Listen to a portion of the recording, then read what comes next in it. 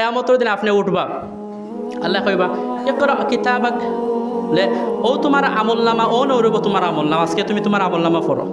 ইকরা কিতাবাক, পরে পড়ো আজকে তোমার আমলনামা।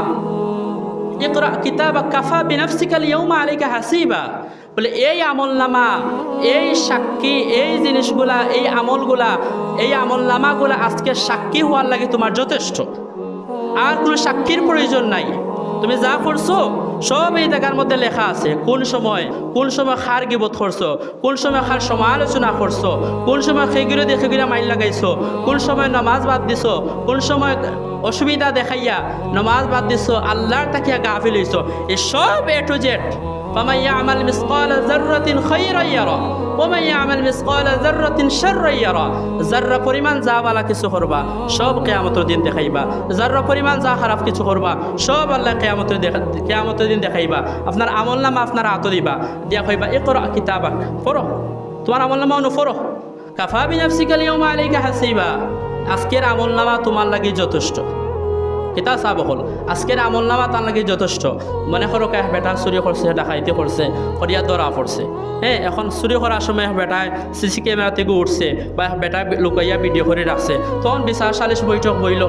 তখন বোয়ার বাদে যদি সেও এই ভিডিওটা দেখা বলে ওই দেখো তুমি চুরি করছো, সিসি ক্যামেরা উঠছে, ভিডিও করা হয়েছে, তে তুমি তখন সেও এটা অবিশ্বাস করাইতে পারবো নি? চাব হল হয়তো বলে না আমি তা করছি না।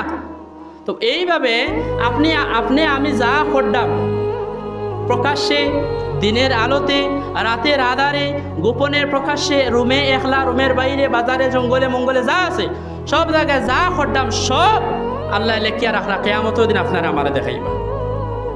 আমরা কই না যে খান্দে দুইজন ফেরেস্তা, এরা কি খোয়া হয়? বলে এরা কিরামান কাতিবিন খোয়া হয়, বলে এরা সম্মানিত লেখক।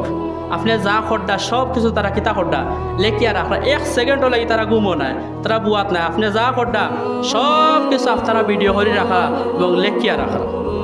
সেই দিন আফসোস করার আগে আমরা কিছু এবাদত বন্দেগী, কিছু আখলাক, আমল, চরিত্র এগুলা ঠিক করা দরকার। পরকালও লাগে কিছু জমানি দরকার। আখেরাতর জীবন আর একটা জীবন আছে শুরু, আর একটা জীবন আছে, সেই জীবনের কোনো শেষ নাই।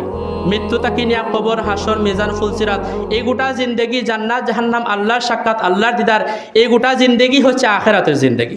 এই জিন্দেগির কোনো শেষ নাই ভাই হল।